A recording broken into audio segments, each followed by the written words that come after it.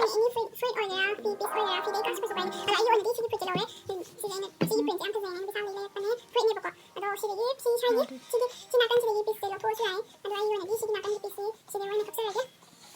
스트레이트 거. 스트레이트. 스트레이트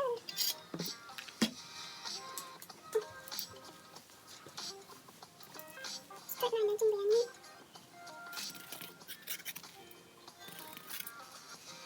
소리 21로 스트레이트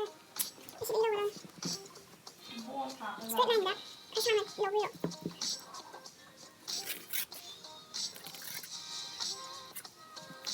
P1P로 만들어낸 거 맞고 스트레이트 라인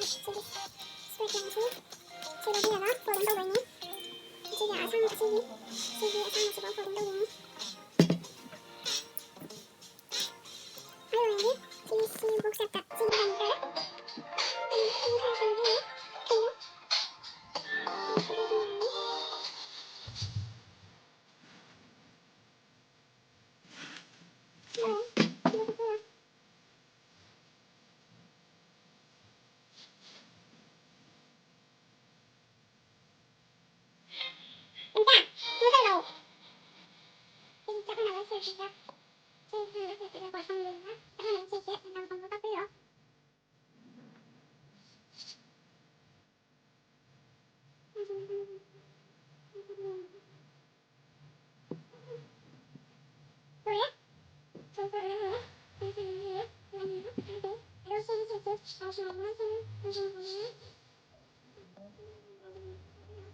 저희 바꾸는 데는 힘을 아니라 볼게요.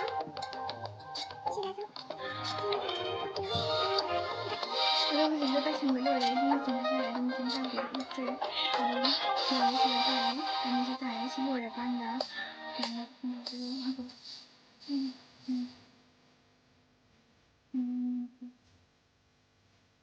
이런 원래 같은 진짜 엄청 빼요. 그냥 엄청 빼요.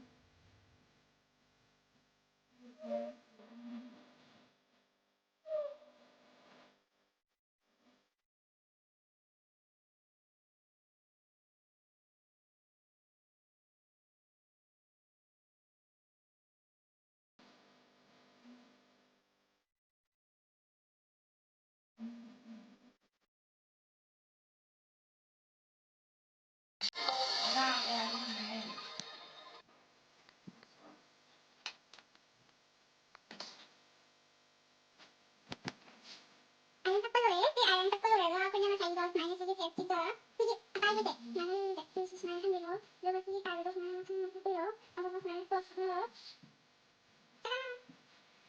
짜란 노래는 불러주다 띠기만 거 있다 애기 영어는 노래 지기는 사실은 누가 지시시야 빵으로 지시기 나도 먼저가 그냥 가보면 빵도 바꾸는 거 무슨 살짝 꼭해서 너랑 생각 꼭해서 너가 그리고 여기 지금 괜찮아서 여기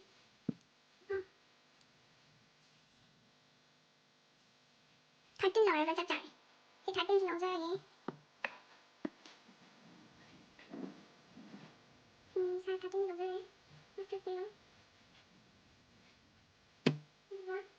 아빠 아니지만 아빠 아니지만 당신이에요 그리고 보여서 생겨요 그래서 보여주세요 이거 다시 하는 거예요. 이게 뭐야? 이거 다시 하네. 이거 다시 하네. 그리고 왜 핸드폰 하게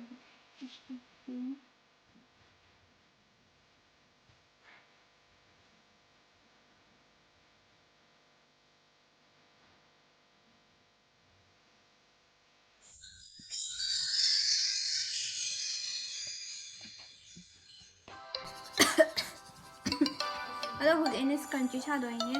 Aduh, lại đến hai người được bảo mua và xì lên lên cho mày nhỏ mày buộc. Aduh, xì piece mà có khát là ghế.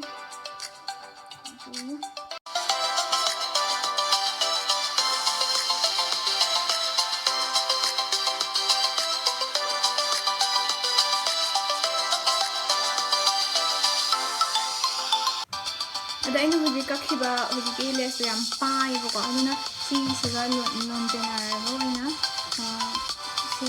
ꯁꯦꯝꯗꯣꯏꯅꯦꯕ ꯑꯗꯨꯅ ꯁꯤ ꯃꯅꯨꯡꯗ ꯂꯩꯍꯟꯗꯣꯏꯅꯦ ꯂꯦꯁꯁꯤꯅ ꯃꯄꯥꯟꯗ ꯑꯣꯏꯔꯒ ꯁꯤꯁꯤꯅ ꯃꯅꯨꯡꯗ ꯂꯩꯍꯟꯗꯣꯏꯅꯦꯕꯀꯣ ꯑꯗꯨꯅ ꯁꯤꯒꯤ ꯂꯦꯡꯁꯤ ꯀꯛꯈꯤꯕ ꯂꯦꯡꯁꯤꯒꯤ ꯆꯞ ꯃꯥꯟꯅꯅ ꯉꯁꯥꯏꯒꯤ ꯀꯩꯅꯣꯁꯤꯅ ꯀꯛꯄꯤꯔꯣ Kasih dulu ya, dan makan untuk kopi. Tetap lagi.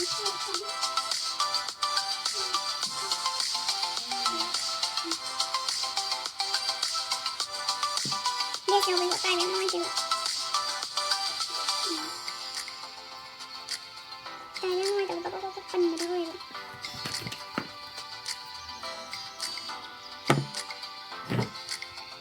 Dulu ya makanan dulu.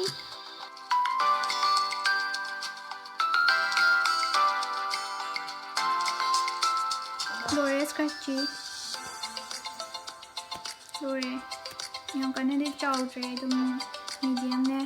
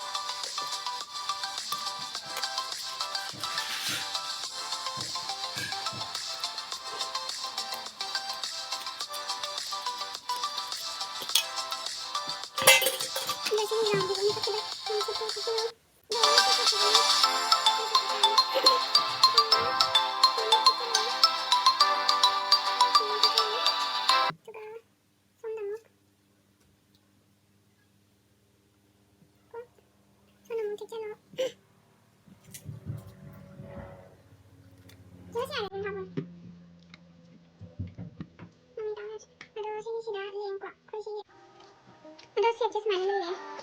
Mana lagi aku siap. Ada siap sih. Mana kitchen view. Box mana photo view. Itu kan.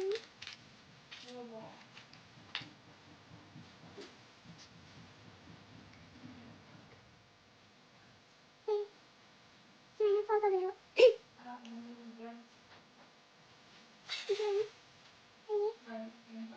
Jadi saya sudah kok. Cari misi sudah. Mana yang ke film. Oke.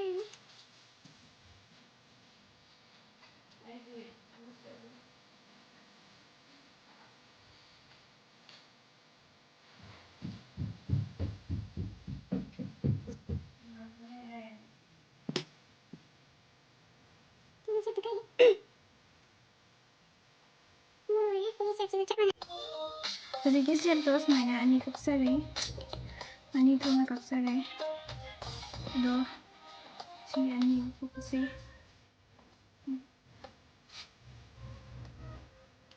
ꯁꯥꯏꯗ ꯇꯛꯁꯤꯟꯕꯤꯔꯣ ꯑꯗꯣ ꯍꯧꯖꯤꯛꯀꯤꯗꯣ ꯇꯥꯏꯕ ꯂꯣꯏꯔꯦ ꯃꯇꯥꯏ ꯇꯥꯏꯕ ꯂꯣꯏꯔꯦ ꯑꯗꯣ design ꯃꯈꯜ ꯃꯈꯜ ꯌꯥꯝ ꯂꯩꯀꯣ ꯁꯥꯕ ꯌꯥꯕ ꯗꯤꯖꯥꯏꯟ ꯑꯗꯣ ꯑꯩꯅꯗꯤ ꯏꯆꯦ ꯁꯨꯔꯦꯗ ꯁꯦꯝꯕꯅ ꯑꯣꯟꯊꯣꯛꯑꯒ ꯁꯨꯃꯥꯏꯅ ꯁꯦꯠꯄ ꯂꯣꯏꯔꯦ ꯑꯗꯨ ꯁꯦꯠꯁꯦ ꯁꯥꯏꯒꯤ ꯃꯅꯤꯡ ꯑꯣꯟꯊꯣꯛꯑꯒ ꯁꯥꯏꯒꯤꯗꯨꯒ ꯇꯩꯁꯤꯟꯒꯦ ꯇꯧꯕꯅꯦꯕ ꯁꯨꯃꯥꯏꯅ ꯑꯣꯟꯊꯣꯛꯑꯒ ꯁꯥꯏꯒꯤ ꯁꯤꯒꯤ ꯁꯦꯠꯁꯦ ꯁꯥꯏꯁꯤꯗ ꯇꯩꯁꯜꯂꯅꯤ ꯑꯗꯨꯒ ꯃꯆꯦꯠ ꯈꯤꯇꯪ ꯈꯥꯛꯄꯤꯔꯝꯃꯒ ꯑꯣꯟꯊꯣꯛꯑꯒ ꯃꯇꯥꯏꯁꯦ ꯑꯃꯨꯛ ꯇꯩꯁꯟꯗꯣꯏꯅꯦꯕꯀꯣ ꯑꯗꯨ ꯇꯩꯁꯜ ꯂꯣꯏꯔꯒ ꯑꯩꯈꯣꯏꯅ ꯇꯣꯉꯥꯟꯅ ꯑꯩꯈꯣꯏꯒꯤ ꯑꯦꯂꯥꯁꯇꯤꯛꯁꯦ ꯑꯦꯂꯥꯁꯇꯤꯛꯁꯦ ꯑꯩ ꯃꯆꯥꯗ ꯂꯧꯖꯔꯦꯕꯀꯣ ꯁꯤꯒꯤ ꯑꯦꯂꯥꯁꯇꯤꯛꯁꯦ ꯍꯥꯞꯇꯣꯏꯅꯤ ꯑꯗꯣ ꯈꯔ ꯍꯥꯞꯄꯁꯦ ꯀꯩꯅꯣ ꯇꯧꯔꯒ ꯍꯥꯞꯄꯒꯁꯨ ꯌꯥꯏ ꯁꯨꯃꯥꯏꯅ ꯁꯤꯒꯤ ꯃꯇꯥꯏꯁꯦ ꯈꯤꯇꯪ ꯊꯦꯛꯆꯜꯂꯒ ꯁꯨꯃꯥꯏꯅ ꯍꯥꯞꯄꯒ ꯁꯤꯗꯒꯤ ꯍꯥꯞꯄꯁꯨ ꯌꯥꯏ ꯑꯗꯣ ꯑꯩꯒꯤ ꯑꯣꯏꯅꯗꯤ ꯁꯤꯗꯒꯤ ꯑꯗꯨꯝ ꯁꯤꯒꯤ ꯃꯅꯨꯡ ꯂꯣꯝꯗꯒꯤ ꯑꯣꯏꯅ ꯇꯩꯁꯟꯖꯔꯒꯦ ꯁꯨꯃꯥꯏꯅ ꯀꯩꯅꯣ ꯇꯧꯔꯒ ꯑꯗꯣ ꯎꯠꯂꯛꯑꯒꯦ Ada loire. Next to happy sida oina. Tasa lo oina. Smaina sima oina happy. Loire.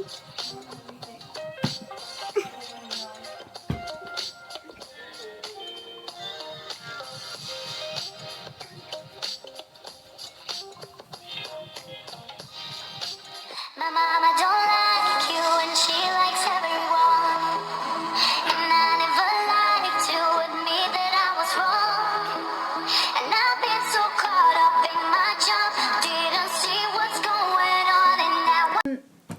outcome-se kamai tawbige phase de ma'am haibiramo ado ai yam haidana tawbana te ai shumingonai tamaga tawjabane ma'am uchabane ado makhamakha design ma'am dawne ko mimna smain tawrago sawa khatpa haibidi process to mana de dana ma'am ga ado ai shu ai hijaba process ne ma'am uchagribodo ado ai gi video se le fawo ying bita mata thagat cheri adaga ai video se nungai biraga di like amadi subscribe tawbiramo adaga mathang dasu ai gi video anoba lakpada khangna bida makta belakan dasu nambiramo on tawbiramo haiba do video se matang se lo shinjarage see you in my next video bye guys